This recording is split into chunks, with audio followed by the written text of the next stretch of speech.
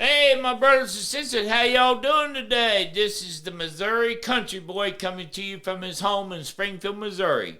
Today, I want to talk to you about your finances and what you're expecting to hear from me. Okay?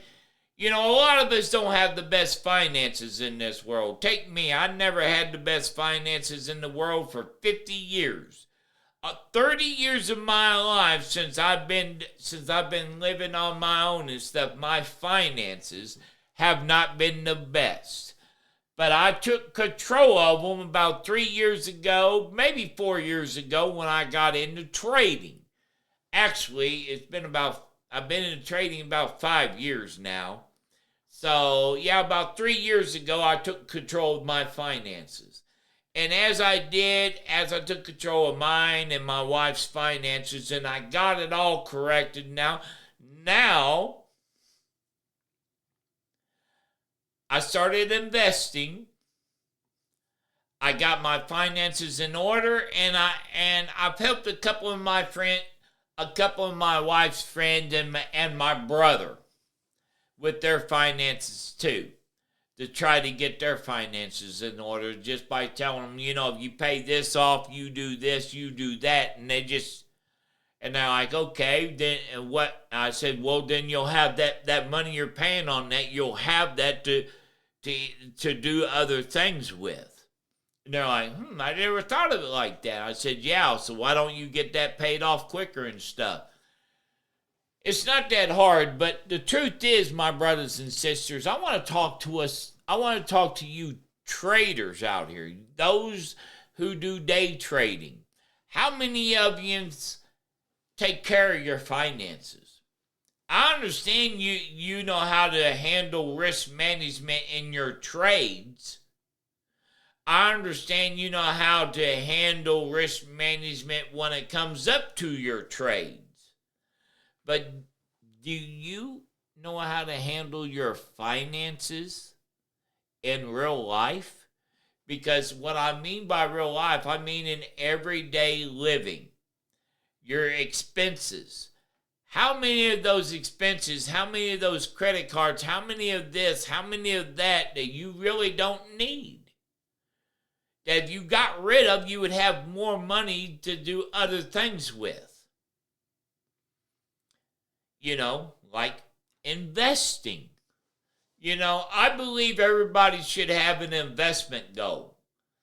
And that investment goal should be to achieve financial freedom. But see, here's the facts.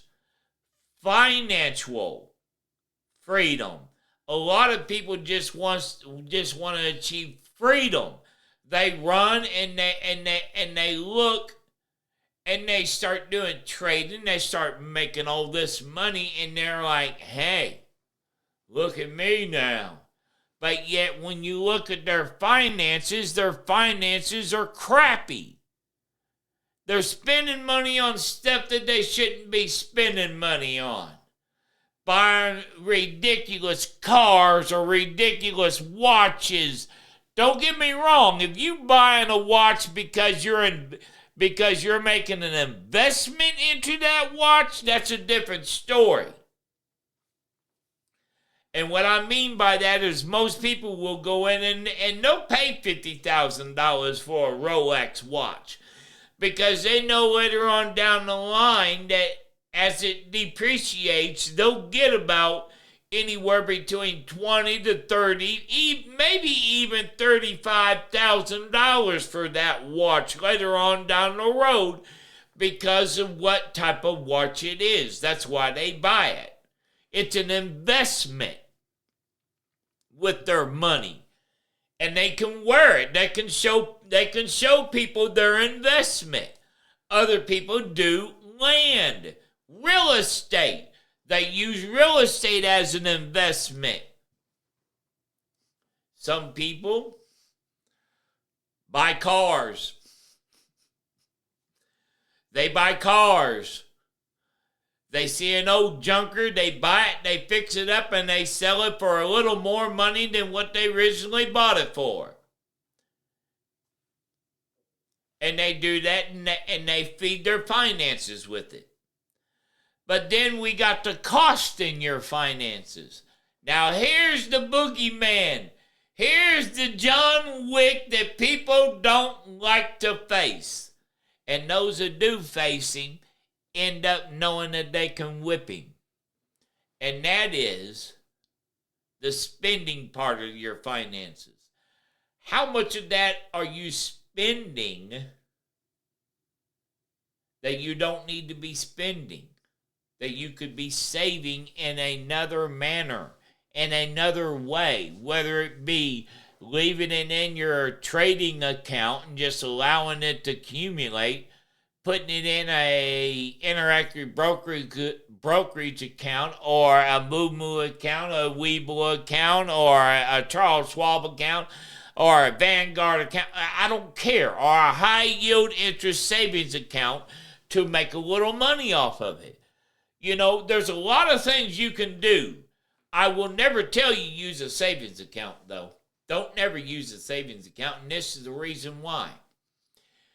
If it takes you, let's say it takes you 5 years to save up $20,000. In 5 years, that $20,000 ain't going to be worth $20,000. It's going to be less.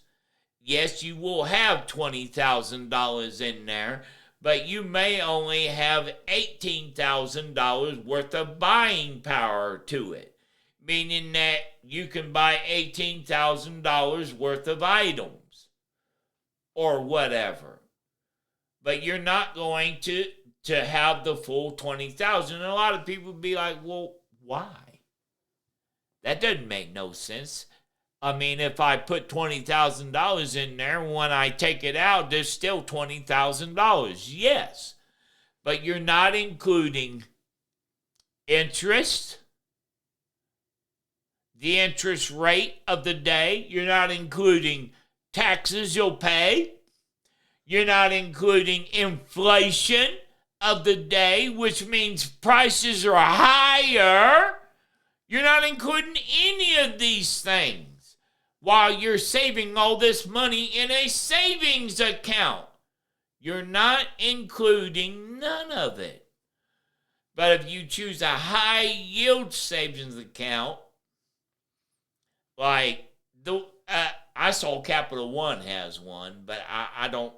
But I know Citibank, I think, any internet banking system that you can look up, or even your own bank may have a high yield interest savings account, or a high yield interest banking account. That way you know your money is actually working for you. You're just not sitting there depreciating instead of appreciating, meaning it's not growing. It's depreciating over time, meaning that as time goes on, you may be getting more money in that savings account and it may be growing. But the problem is it's not growing according to the inflation of the time. With a high yield savings account, it does grow with the inflation towards the time, because they use that money and they invest it, they work with it, and when they give it back to you, they give it back to you with interest. So you make money off of what they make money off of. It's not everything that they make money off of, because you got to remember that everything that they made money off of was your account and everybody else's account that had a high yield interest savings account with them. That's what they do. That's how they make their money. There's nothing wrong with it. It's simple, it's easy, and it's legal. But why would you use a savings account? You know, I don't agree with them. I really don't. And the reason why is because you never save anything. With a high yield interest savings account, you could set it up to where you don't touch it. You just have money constantly going into it, and all you have to do is check it every so many months to see how big it has grown, and to see how much taxes every year you may have to pay on it. Because yes, you do pay taxes on this stuff. But don't worry, my brothers and sisters. Yes, I know. You're like, taxes? What? They're going to take my money? I know. It's because I wonder myself about this. Why should I pay my government taxes when we have states like Minnesota stealing between $9 to $30 billion of it? That I don't understand, my brothers and sisters. I really don't. But financing and trading, I can help you with if that's what you want. Just listen to me. If you find out that I'm crazy, fine, don't listen to me anymore. But until that time, I love you, brothers and sisters, and I'll see you all later.